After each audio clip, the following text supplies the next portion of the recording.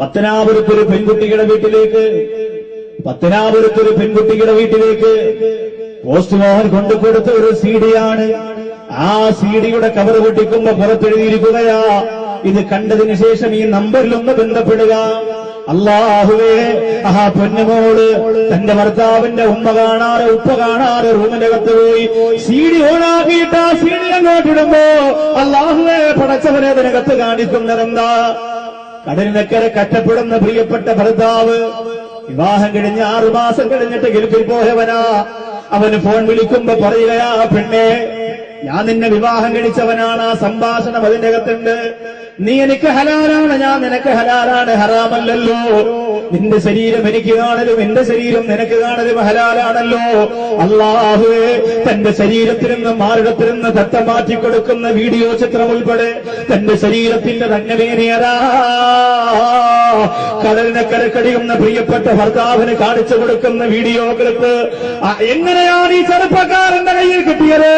എങ്ങനെയാണ് ഈ ചെറുപ്പക്കാരന്റെ കയ്യിൽ കിട്ടിയത്? ആ നമ്പറിലേക്ക് ആ പെൺകുട്ടി ഫോൺ വിളിക്കുകയാ. ഫോൺ വിളിക്കുമ്പോ ആ ചെറുപ്പക്കാരൻ പറയുകയാ, ലോകത്തൊരാൾ പോലും ഈ വിവരം അറിയാൻ പാടില്ല.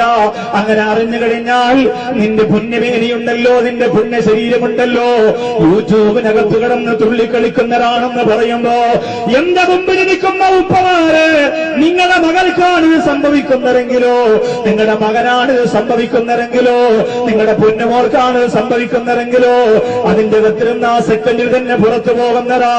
അതിന്റെ അകത്തിരുന്ന ആ സെക്കൻഡിൽ തന്നെ പുറത്തു പോകുന്നതാ. പിന്നെ ഒരാൾക്കും തിരിച്ചു പിടിക്കാൻ പറ്റൂല.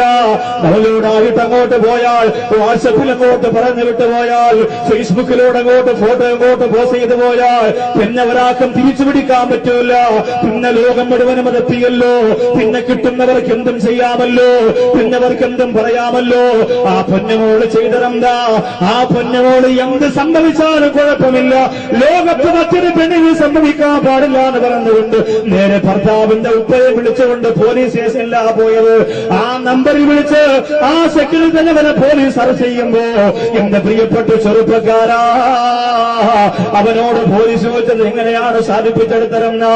അവൻ പറയുക, തലച്ചോറുള്ളവർക്ക് കമ്പ്യൂട്ടറിന്റെ മുമ്പിൽ നിന്ന് ലോകത്ത് എന്തൊക്കെ നേടിയെടുക്കാൻ പറ്റുമോ, ഒരുപാട് ഫോൺ കോളുകൾ ചോർത്താൻ പറ്റുന്നതാ, ഒരുപാട് വാട്സപ്പ് വീഡിയോ മോഷ്ടിക്കാൻ പറ്റുന്നതാ, ഒരുപാട് വാട്സപ്പ് പേജ് മോശം നടത്താൻ പറ്റുന്നതാ. നിങ്ങളെ സൂക്ഷിച്ചോ, നിങ്ങളെ നമ്മുടെ ശരീരം കണ്ടവരെ കൊണ്ട് അറബാധിക്കുന്ന കാലം വരാൻ പോവുകയാ. നമ്മുടെ പെൺമക്കളെ കണ്ടവരെ കൊണ്ട് ചവിട്ടിത്താക്കുന്ന കാലം വരാൻ പോവാ. സൂക്ഷിക്കണേ. വാട്സപ്പിന് പൈസ ഇല്ലാത്തത് അതുകൊണ്ടാ, എല്ലാവരും ഉപയോഗിക്കാൻ വേണ്ടിയാ. എല്ലാവരും സജീവമായ സാന്നിധ്യം അതിൽ ഉറപ്പിക്കുന്നു. ഒരുപാട് കാര്യങ്ങൾ എടുക്കാമല്ലോ. എന്റെ പ്രിയപ്പെട്ട മുസ്ലിങ്ങളെ, ഒരുപാട് കാര്യങ്ങൾ നിങ്ങൾ അതിലൂടെ ചർച്ച നടത്തുമല്ലോ. ശ്രദ്ധിക്കണേ, നിയന്ത്രിക്കണേ. രഹസ്യങ്ങളൊന്നും വാട്സപ്പിലൂടെ പറയില്ലേ, രഹസ്യങ്ങളൊന്നും വാട്സപ്പിലൂടെ പറയില്ലേ. പരസ്പരം അങ്ങോട്ടും ഇങ്ങോട്ടുമുള്ള കാര്യങ്ങളൊന്നും വാട്സപ്പിലൂടെ പറയില്ലേ. നിങ്ങളറിയാതെ മറ്റൊരാളെ മുഴുവനും ചോർന്നെടുത്തുകൊണ്ടിരിക്കുകയാ.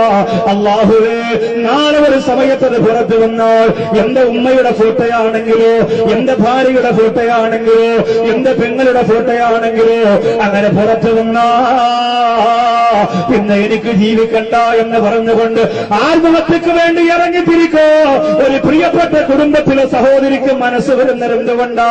സുബ്ഹാനല്ലാഹ്, അവളുടെ നാശം അവൾ ഉറപ്പിച്ചതുകൊണ്ടാ, അവളുടെ നാശം അവൾ ഉറപ്പിച്ചതുകൊണ്ടാ. അല്ലാഹു റബ്ബുൽ ഇസ്സത്ത് കാത്തുരക്ഷിക്കട്ടെ.